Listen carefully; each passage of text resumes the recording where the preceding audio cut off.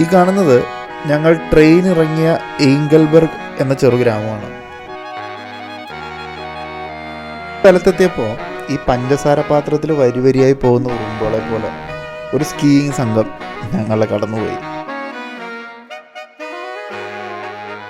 ഈ കാണുന്ന ഈ ചുമരുകളൊക്കെ ഉണ്ടല്ലോ, ഈ ഐസ് ചുമരുകളൊക്കെ, ഇതിന് ഏതാണ്ട് 5000 വർഷത്തെ പഴക്കമെങ്കിലും ഉണ്ട്. ഏതോ നോർഡിക് നോയർ സിനിമയിലെ ഒരു പ്രത്യേക സീനിൽ നമ്മൾ പെട്ടുപോയ പോലെയാണ് അനുഭവം ഉണ്ടായത്.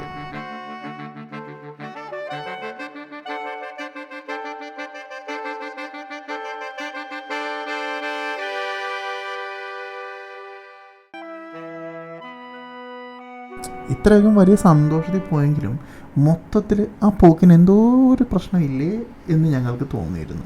ഒരു ചെറിയ ആട്ടോ, ഒരു കുലുക്കോ, എന്തോ ഒരു സ്ലോ ആവുന്ന പോലെയോ അറിയില്ല. ഇതൊക്കെ സ്വാഭാവികമല്ലെന്ന് സ്വയം വിശ്വസിച്ച് വീഡിയോ എടുത്ത് അങ്ങനെ രസിച്ചിരിക്കുമ്പോഴാണ് ഞങ്ങളുടെ സംശയം കറക്റ്റാക്കിക്കൊണ്ട് കാർ പെട്ടെന്ന് സഡൻ ബ്രേക്ക് ഇട്ട പോലെ നിന്നത്. പണ്ട് കണ്ട ഫ്രോസൺ എന്നൊരു സർവൈവൽ ത്രില്ലർ പടമാണ് എൻ്റെ മനസ്സിലേക്ക് വന്നത്.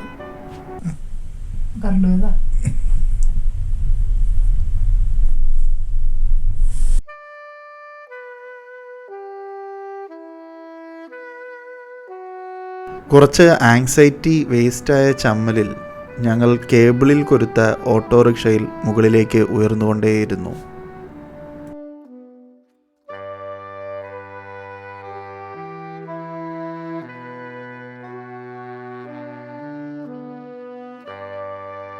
ഈ കാണുന്നത് ഞങ്ങൾ ട്രെയിൻ ഇറങ്ങിയ എയ്ങ്കൽബർഗ് എന്ന ചെറുഗ്രാമമാണ്.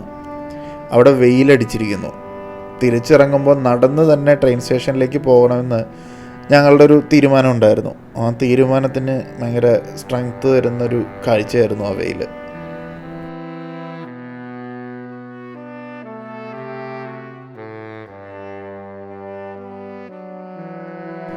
ഏതു വശത്തേക്ക് തിരിഞ്ഞാലും കണ്ണെടുക്കാൻ കഴിയാത്ത തരം മാജിക്കൽ വ്യൂസാണ്. മൗണ്ട് ഇറ്റ്ലസ് ആൽപ്സ് പർവ്വതനിരകളിലെ ഒരു പ്രധാനിയാണ്. ആൽപ്സിനെ വേണമെങ്കിൽ നമുക്ക് സ്വിറ്റ്സർലാൻഡിൻ്റെ ബാറ്ററി എന്നൊക്കെ വിളിക്കാം. കാരണം ഈ കാണുന്ന മഞ്ഞുരുകി ഇറങ്ങുന്ന വെള്ളത്തിൽ നിന്ന് ഉൽപ്പാദിപ്പിക്കുന്ന ആൽപൈൻ പവറാണ് സ്വിറ്റ്സർലാൻഡിൻ്റെ 60% എനർജി ആവശ്യങ്ങൾക്കായി ഉപയോഗിക്കുന്നത്. ഒരു പ്രത്യേകതരം അൺപ്രഡിക്റ്റബിൾ വെതറാണ് ആൽപ്സിലേത്. ഇപ്പോൾ തന്നെ വെയിലും മൂടിക്കെട്ടിയ അന്തരീക്ഷവുമെല്ലാം മാറി മറിഞ്ഞു വരുന്നത് ഞങ്ങൾ അനുഭവിച്ചറിയുന്നുണ്ട്.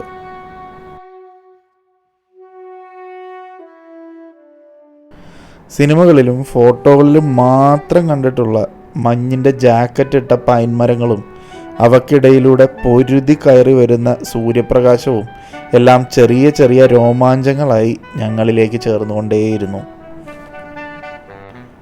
ഒരുപാട് മലകളും മഞ്ഞ് മൂടിക്കിടക്കുന്ന പാറക്കെട്ടുകളും നല്ല ഇടതൂർന്ന വനങ്ങളും എല്ലാം താണ്ടി വേണം നമുക്ക് മൗണ്ട് ഇറ്റ്ലസിൻ്റെ സമ്മിറ്റിലേക്ക് എത്തുവാൻ. നമ്മുടെ ആടിൻ്റെ പോലെ ഇരിക്കുന്ന ഐബെക്സുകളും പിന്നെ വലിയ അണ്ണാന്മാരായിട്ടുള്ള മർമോട്ട്സും എല്ലാം ഉള്ള വനങ്ങളാണ് ഈ താഴെ കാണുന്നത്. ഇതെല്ലാം ഉണ്ടെന്ന് വായിച്ചിരുന്നതിനാൽ ഞാൻ കാട്ടിലേക്ക് ശ്രദ്ധിച്ചു നോക്കിയിരുന്നു. മഞ്ഞുകാലം തുടങ്ങിയതുകൊണ്ടോ ഹ്യൂമൻ ആക്ടിവിറ്റി കൂടുതലുള്ളതുകൊണ്ടോ ഒക്കെ ആവണം അവരാരും തന്നെ എനിക്ക് ദർശനം തന്നില്ല. സ്ഥലത്തെത്തിയപ്പോൾ ഈ പഞ്ചസാര പാത്രത്തിൽ വരിവരിയായി പോകുന്ന ഉറുമ്പുകളെ പോലെ ഒരു സ്കീയിങ് സംഘം ഞങ്ങളെ കടന്നുപോയി. ഭയങ്കര ബ്യൂട്ടിഫുൾ ആയിരുന്നു കാഴ്ച.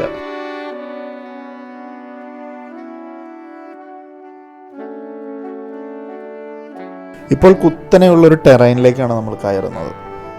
ഈ കാറിലിങ്ങനെ ഇരിക്കുമ്പോൾ ഇത്രയും എക്സൈറ്റ്മെൻറ്റ് നമ്മുടെ ഉള്ളിലുണ്ടെങ്കിൽ ആ സ്കീയിങ് ചെയ്യുന്നവരുടെയൊക്കെ എക്സ്പീരിയൻസ് എത്ര അടിപൊളിയായിരിക്കും. അത് ഞാനിങ്ങനെ ആലോചിച്ച് എക്സൈറ്റഡ് ആയിട്ടിരുന്നു. അതിൻ്റെ അവർ ചെയ്യുന്നത് കാണുമ്പോൾ തന്നെ നമുക്കൊരു എക്സൈറ്റ്മെൻ്റ് ആണ്.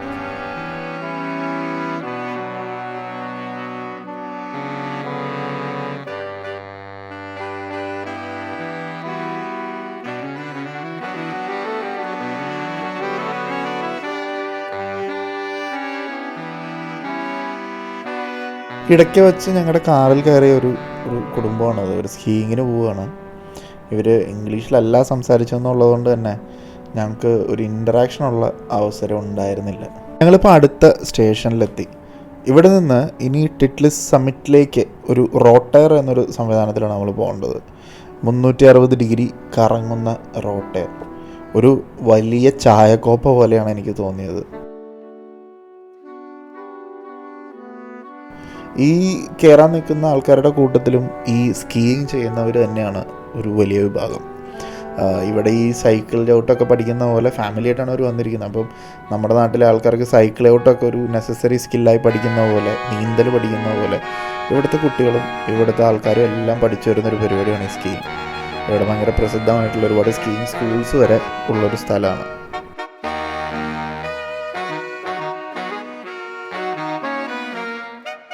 മുകളിലേക്ക് പോകുന്തോറും മരങ്ങൾ തീരെ ഇല്ലാതായിരിക്കുന്നു. റോക്ക് ഫോർമേഷനുകളുടെ മുകളിൽ മീറ്ററുകളോളം ഉയരത്തിൽ മഞ്ഞു വീണ് കിടക്കുന്നു.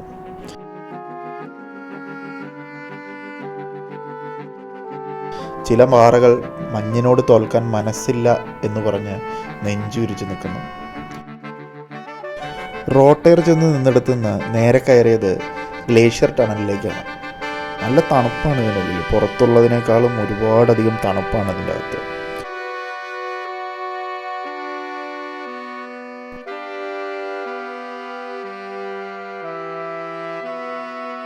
മഞ്ഞ് ഉറഞ്ഞു കിടക്കുന്ന തറയായതുകൊണ്ട് തന്നെ വളരെ സൂക്ഷിച്ചു വേണം നമ്മളിവിടെ നടക്കാനായിട്ട്. നല്ല വഴുക്കലുള്ള സ്പേസാണ്. ഇതിലിപ്പോൾ എന്തത്ര അത്ഭുതം, ഒരു സാധാരണ ടണലല്ലേ എന്നൊക്കെ വേണമെങ്കിൽ നമുക്ക് ചിന്തിക്കാം. പക്ഷേ ഇതിൻ്റെ ഈ പ്രത്യേകതകൾ മനസ്സിലാക്കുമ്പോഴാണ് നമുക്കൊരു ഞെട്ടൽ ഉണ്ടാവുക. നമ്മളിപ്പോൾ നിൽക്കുന്നത് ഒരു 1.5 സ്ക്വയർ കിലോമീറ്ററോളം വലുപ്പമുള്ളൊരു ഐസ് കട്ടയുടെ ഏറെക്കുറെ നടുക്കായിട്ടാണ് എന്നൊന്ന് ചിന്തിച്ച് നോക്കിക്കഴിഞ്ഞാൽ, നമ്മളൊരു 3D സ്പേസിലൊന്ന് ഇമാജിൻ ചെയ്ത് നോക്കിക്കഴിഞ്ഞാൽ നമുക്ക് അതിൻ്റെ ഒരു അത്ഭുതം മനസ്സിലാവും. അപ്പോഴാണ് ഈ കേവ് ഒരു സ്പെഷ്യൽ എക്സ്പീരിയൻസ് ആയിട്ട് നമുക്ക് മാറുക. ഇതൊന്നും മാത്രമല്ല, ഈ കാണുന്ന ഈ ചുമരുകളൊക്കെ ഉണ്ടല്ലോ, ഈ ഐസ് ചുമരുകളൊക്കെ, ഇതിന് ഏതാണ്ട് 5000 വർഷത്തെ പഴക്കമെങ്കിലും ഉണ്ട് എന്നത് ഒരു ഞെട്ടിപ്പിക്കുന്ന ഫാക്റ്റാണ്.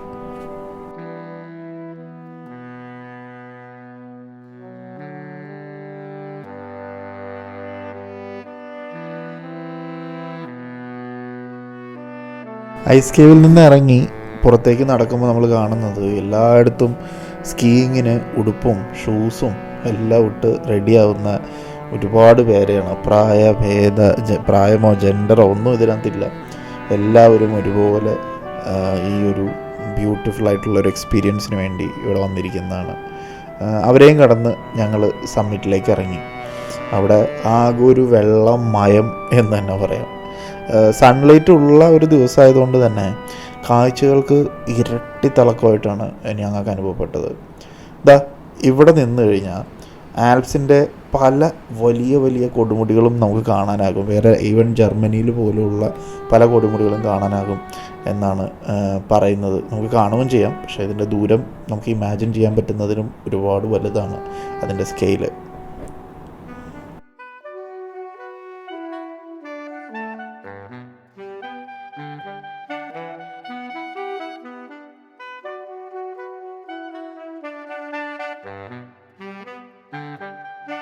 ഈ ബോളിവുഡിന് ടിറ്റ്ലിസിനോട് എത്രത്തോളം പ്രേമമുണ്ടെന്ന് ആരെങ്കിലും ചോദിച്ചു കഴിഞ്ഞാൽ ഇത്രത്തോളം പ്രേമമുണ്ട് എന്നീ പടം കാണിച്ചോട്ട് നമുക്ക് പറയാൻ പറ്റും.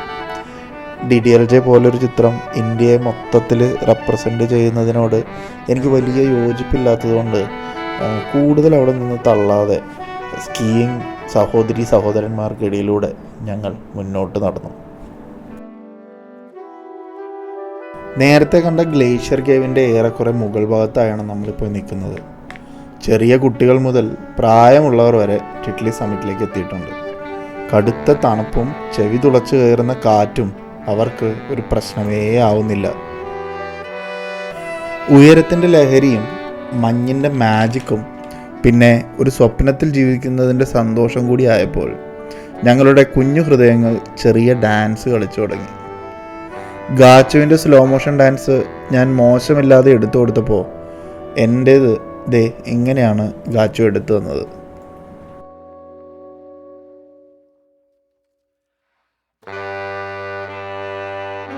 ഈ കാണുന്ന സ്ലോപ്പ് കയറി വേണം ലാസ്റ്റ് പോയിന്റിലേക്ക് എത്തുക. ആ കയറ്റം മാനേജ് ചെയ്താലും ഇറക്കം നല്ല കോമഡി ആവാൻ ചാൻസ് ഉണ്ടെന്ന് എനിക്ക് അപ്പോഴേ തോന്നിയിരുന്നു. വിചാരിച്ച സ്പീഡിൽ കയറ്റം കയറുന്നത് നടക്കുന്ന കാര്യമല്ല. അന്തരീക്ഷം ഉയരങ്ങളിൽ ഓക്സിജന് നല്ല പിശുക്ക് കാണിക്കുന്നത് ഞങ്ങൾക്ക് ശരിക്കറിയുന്നുണ്ട്.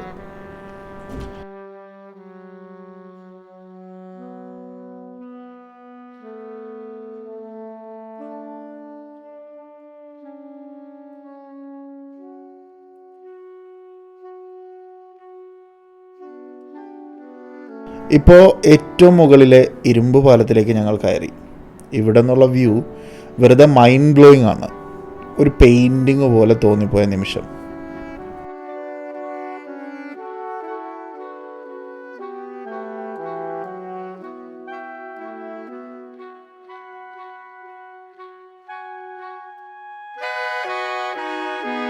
കാണുന്നതാണ് ടിറ്റ്ലിസിൻ്റെ അവസാനത്തെ പോയിന്റ്. ഇപ്പോൾ പുതുതായി എന്തൊക്കെയോ ഫെസിലിറ്റീസും വാച്ച് ടവറും ഒക്കെ അവർ ഉണ്ടാക്കുന്നുമുണ്ട്. അതിൻ്റെ കാഴ്ചകളും തൊട്ടടുത്തായിട്ട് നമുക്ക് കാണാൻ കഴിയുന്നുണ്ട്. എൻ്റെ ജീവിതത്തിൽ ഞാൻ കണ്ട കാഴ്ചകളിൽ ഏറ്റവും മനോഹരമായ കാഴ്ചകളിലൊന്ന് തീർച്ചയായിട്ടും ഇത് തന്നെയാവും. ആൽപ്സ് പർവ്വതനിരകൾ ഞങ്ങൾക്ക് മുന്നിൽ ഇങ്ങനെ ലോകത്തിൻ്റെ അവസാനത്തോളം പരന്നു കിടന്നു. തിരിച്ചു നടക്കുമ്പോൾ ഈ നിമിഷം ഫോട്ടോയിൽ പകർത്തുന്ന ഭയങ്കര തിരക്കിലാണ് മനുഷ്യരെല്ലാവരും തന്നെ.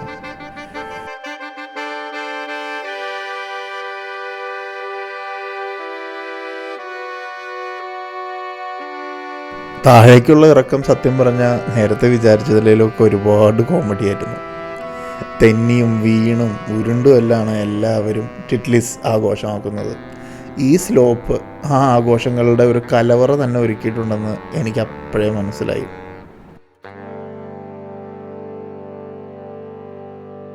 ഇവിടെ ഈ ചങ്ങാതി മഞ്ഞുമലയിലേക്ക് കയറിക്കൊണ്ടിരിക്കുന്ന വൈഫിനെ ഐസ് എറിഞ്ഞ് വെറുപ്പിക്കുന്ന തിരക്കിലാണ്.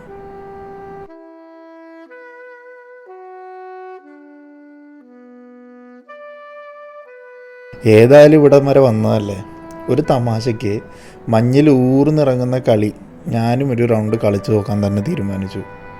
നല്ല പോലെ ഊർന്നിറങ്ങി നിരങ്ങി ഉരുണ്ടു പലതും ചെയ്തു. പക്ഷെ കുറച്ച് കഴിഞ്ഞപ്പോൾ ഈ മഞ്ഞുകട്ട തൊട്ട എൻ്റെ കൈ ഉണ്ടല്ലോ, ഈ കൈ വർക്ക് ചെയ്യുന്നുണ്ടോ എന്നറിയാൻ കുറച്ച് ടൈം തന്നെ എടുക്കേണ്ട അവസ്ഥയായിരുന്നു.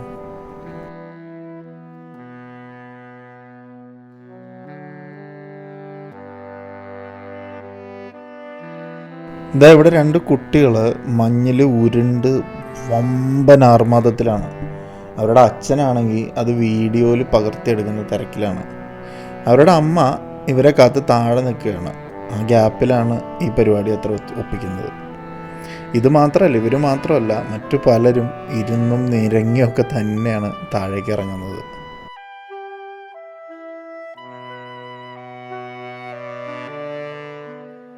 ഉരുണ്ടു വീഴുമോ എന്നുള്ള പേടി കൂടി സ്റ്റക്കായി പോയ ഗാച്ചുവിനെ പിടിച്ചിറക്കാൻ ഞാൻ ചെറിയൊരു ശ്രമം നടത്തി നോക്കി. ഞങ്ങളുടെ ഈ ഇഴഞ്ഞിഴഞ്ഞുള്ള പതുക്കെയുള്ള യാത്ര പുറകിൽ ഉരുണ്ട് തിമിർക്കുന്ന ബഡിക്ക് ഒരു വലിയ ബുദ്ധിമുട്ടായെന്ന് ഞങ്ങൾക്ക് ശരിക്കും മനസ്സിലായി. അവസാനം ഞാനും കൂടും വീഴും എന്നുള്ള അവസ്ഥയിലാണ് ഗാച്ചുവിൻ്റെ കൈ ഞാൻ വിട്ടത്. തെന്നി ഇറങ്ങിയ ചേട്ടനാകട്ടെ ഞങ്ങളെ ഓവർടേക്കും ചെയ്തു പോയി. അപ്പോഴും ഞങ്ങൾ പതുക്കെ നീങ്ങിക്കൊണ്ടിരിക്കുകയായിരുന്നു. പെട്ടെന്നാണ് അത് സംഭവിച്ചത്. വീണതല്ല മഞ്ഞ് ടെസ്റ്റ് ചെയ്തതാണ് ഗൈസ്.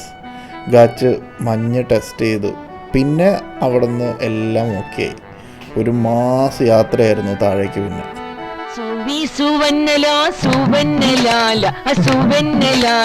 സുവാനി പാടുതമ്മ രാമലാല രഘുരാമലാല ആസു ആസു.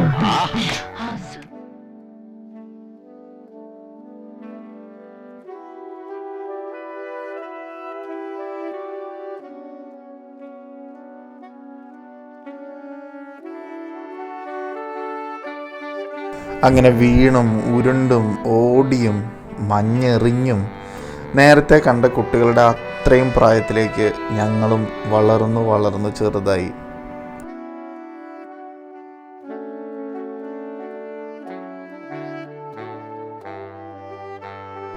മനോഹരമായ ഒരു എപ്പിസോഡിൻ്റെ റീക്യാപ്പ് പോലുള്ള കാഴ്ചയിൽ മതിമറന്ന് ഞങ്ങൾ ടിറ്റ്ലിസിൽ നിന്നിറങ്ങി.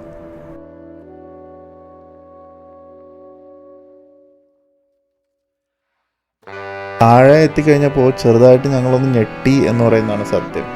മുകളിലേക്ക് പോയപ്പോൾ ഉള്ള ആ വെയിലുള്ള ഒരു മുഖമൊന്നും അല്ല ഇപ്പോൾ ഈ താഴ്വാരത്തിനുള്ളത്. മൂടൽ മഞ്ഞിൽ മുങ്ങി കുളിച്ചുകൊണ്ടിരിക്കുകയാണ് ഇവിടെ എല്ലാം. കേബിൾ ഓട്ടോമേറ്റ്സിനോട് യാത്ര പറഞ്ഞുകൊണ്ട് ഞങ്ങൾ ആ മഞ്ഞിലേക്ക് ഇറങ്ങി. സ്റ്റേഷൻ വരെ നടക്കാൻ തന്നെയാണ് ഐക്യകണ്ഠേന ഞങ്ങൾ തീരുമാനമെടുത്തത്.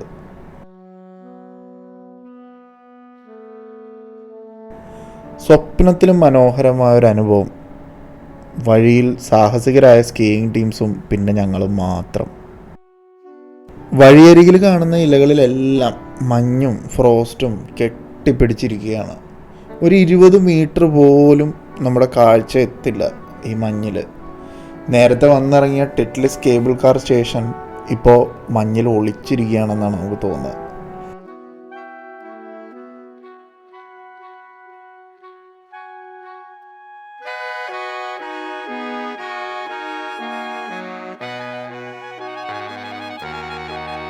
ഏംഗൽബർഗ് ഒരു സ്കീയിങ് ടൗണാണ്. ഇവിടെയുള്ളത് വീടുകളേക്കാളും കൂടുതൽ സ്കീയിങ് ചെയ്യാൻ എത്തുന്നവർക്കായിട്ടുള്ള റിസോർട്ടുകളും ഹോം സ്റ്റേകളും ഒക്കെയാണ്.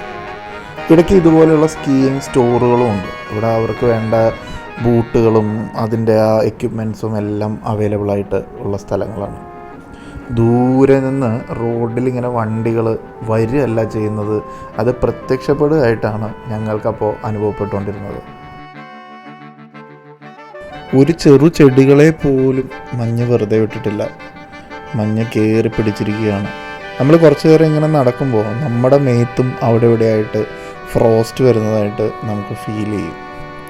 ഒരു പ്രത്യേക സ്ഥലം എത്തിയപ്പോൾ ഏതോ നോർഡിക് നോയർ സിനിമയിലെ ഒരു പ്രത്യേക സീനിൽ നമ്മൾ പെട്ടുപോയ പോലെയാണ് അനുഭവം ഉണ്ടായത്. മരം കൊണ്ടുണ്ടാക്കിയവയാണ് പല വീടുകളും പബ്ബുകളും എല്ലാം. കോൺക്രീറ്റ് വീടുകളും ഉണ്ട്, പക്ഷെ കൂടുതലും മരത്തിൻ്റെ വീടുകളാണ്. അങ്ങനെ ഹൃദയത്തിൽ മഞ്ഞു വീഴ്ത്തിയ നയന മനോഹര ടിറ്റ്ലിസ് കാഴ്ചകളിൽ നിന്നും ഞങ്ങൾ സ്വിറ്റ്സർലാൻഡിൻ്റെ മറ്റൊരു കോണിലേക്ക് യാത്രയാവുകയാണ്. ആഗ്രഹം ഉണ്ടായിട്ടല്ല, പക്ഷേ യാത്ര ചെയ്തല്ലേ പറ്റുള്ളൂ.